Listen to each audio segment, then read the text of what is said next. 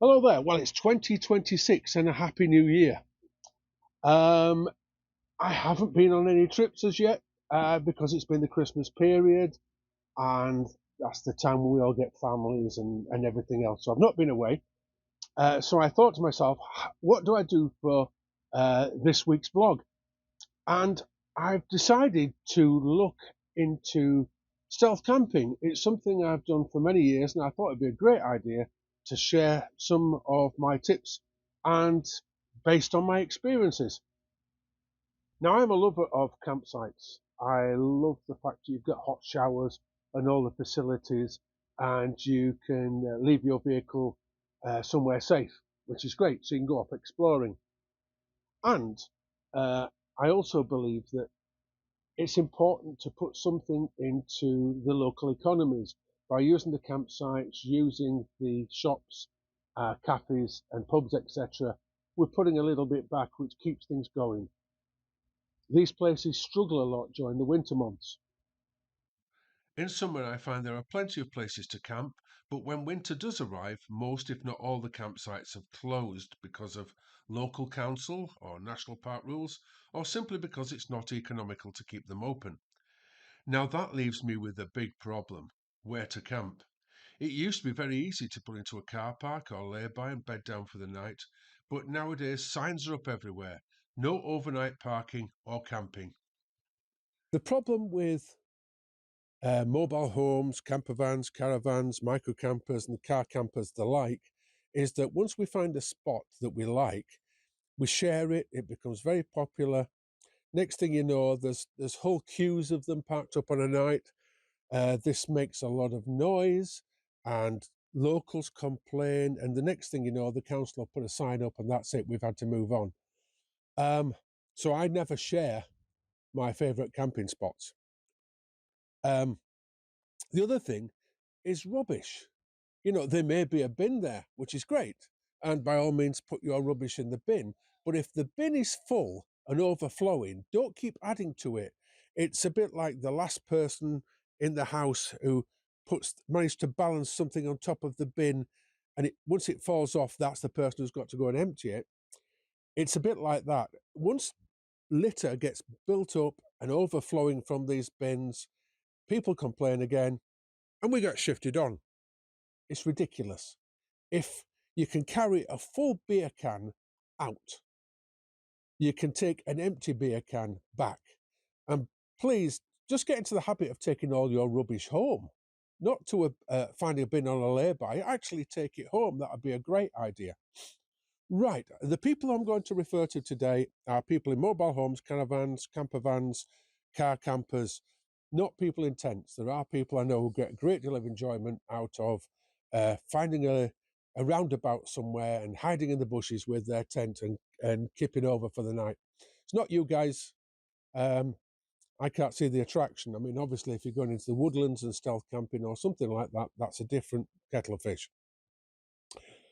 It's car campers, and we're off because it's winter and there's nowhere to park, or maybe you just like uh, stealth camping, as it were. This is all about that, and I've sort of created a bit of a list of about 20 plus things, observations, and stuff which I'm going to pass on to you now. Now, I appreciate that we all use whatever vehicles we have, and so some of my suggestions and observations won't suit everyone, and perhaps not everybody will agree with me. But here goes. Ideally, you need to keep your car as stock as possible. It needs to blend in, be inconspicuous, or in other words, look like any other car and not stand out that somebody is sleeping in there. I even remove my roof rack and top box in winter for this very reason.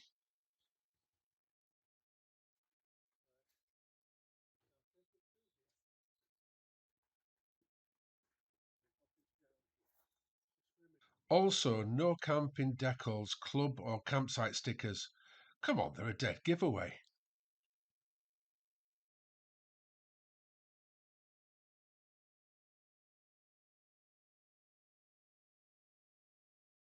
The front of the car needs to be kept tidy in case others look in, so don't stack your gear in full view.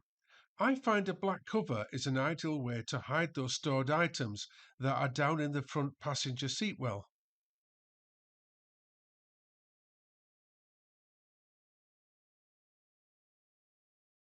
Silver window blinds on cars? Really?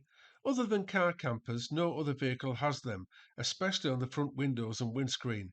In fact, no blinds in the front of the car at all if you can help it. It's a dead giveaway. Though on frosty days you might get away with putting a shield behind your wipers, as other cars will be doing the same to keep the ice off. Tinted rear windows are a great idea, as they help your car to blend in with the rest. Blackout blinds are essential, good blinds. If you watched my previous video where I actually was stealth camping, you'll see that there were little rounds of light around my blinds. And that was my mistake. I took the wrong set. I have another set which don't fit like that. The original, the set with the little round things are little suckers that help fasten it to the window, whereas the others are wedged in and they let out a lot less light. Two ways of looking at it is, before you go, if it's daylight, sit in the back of your car. Is any light getting in?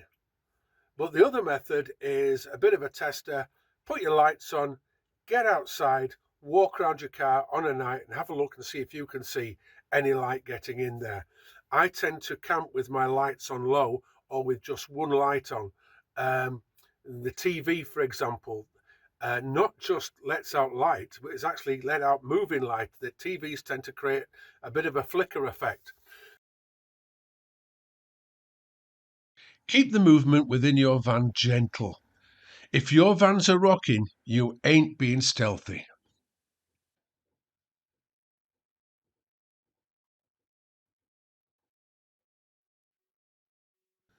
The condensation on the windows of your car isn't just a nuisance. It advertises to other people that somebody is sleeping in that vehicle. This is roughly how much water the average adult breathes out on a night. Imagine other people, children, dogs, wet clothing, it all adds to it. So, what's the solution? Well, there are many things you can do. You can apply something like this, which is an anti-fogger, and you apply it with a cloth to all your windows, and it won't allow the water to adhere to it. My thoughts on this one, it's going to run down your window. Where's it going? It's still going to be in your vehicle. So is it pooling somewhere, interfering with wiring, or creating rust spots? So if you're using a product like that, I think you need to ventilate the car afterwards. Another alternative are these. You see them on the market. They are very good. These are those little silica bags you used to find in electrical appliances to keep them nice and dry, perhaps on steroids. They're a lot bigger. You see the little window in the front? This particular type of crystal that they have in there changes colour when it's saturated, and it'll go from blue to pink. When it changes colour, you pop it in the microwave and then it'll dry out, or you can put it on a radiator, dry out. But what you must do is put it back into a sealed plastic bag or container until you want to use it. Similar to that one is this. Now, this looks like an electrical appliance, and there's a very good reason for it. It is. This holds the same crystals as the bag, but it has a little window, and it's even got a little gauge at the front there that says dry blue, pink, wet. This has turned to pink. What do? I can plug it in. It has its own heating element, so you don't have to put it in the microwave. Once it's dried out the crystals, those crystals in the window will have changed from pink to blue.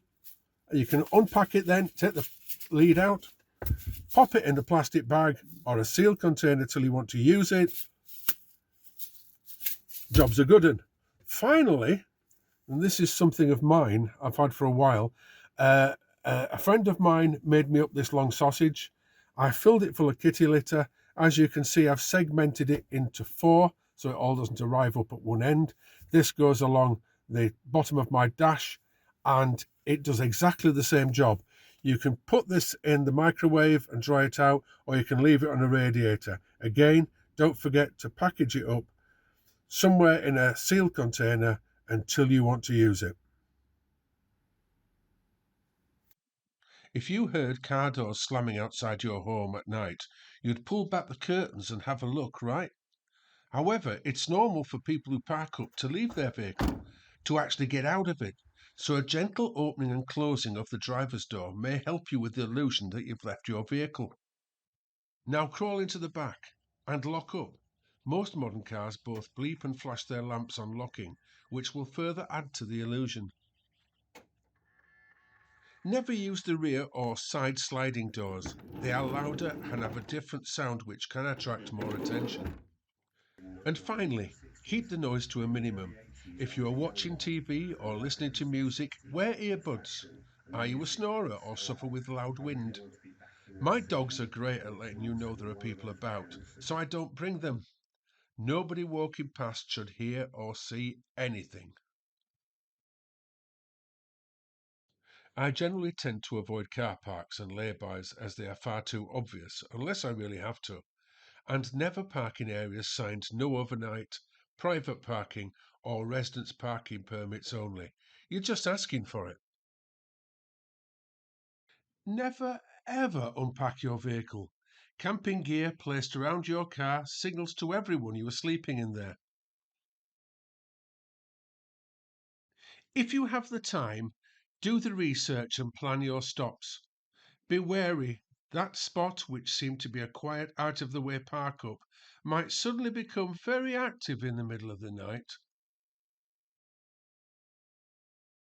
Find your intended park up spot for the night, then don't go back until after dark. Investigate where are the local shops, pubs, and toilets. Do your ablutions and have something to eat before returning. And remember, the nights are long in winter. Put up your blinds and set up your car for sleeping before returning back to your night stop. Once dark, park up for the night and leave again before first light. Remember, sometimes parking in plain sight is the best camouflage. Parking up under a street lamp doesn't look as dodgy as hiding your car away in the corner of a car park, and the street light might mask any chinks in your blinds. I sometimes park up on a nice street with posh houses. People ignore you as you might be visiting a relative or something. For heaven's sake, once parked up, never get out of your vehicle during the night. Here's something from a mate of mine. You can really use your own imagination for this one.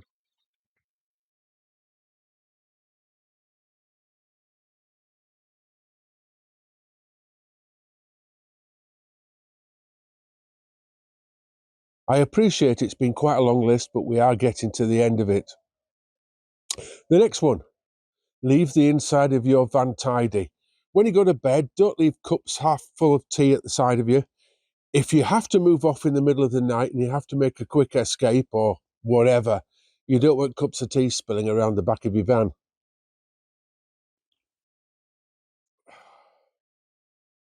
If you're in a campsite, there's a presumption that if you're drinking, you're not going to go driving.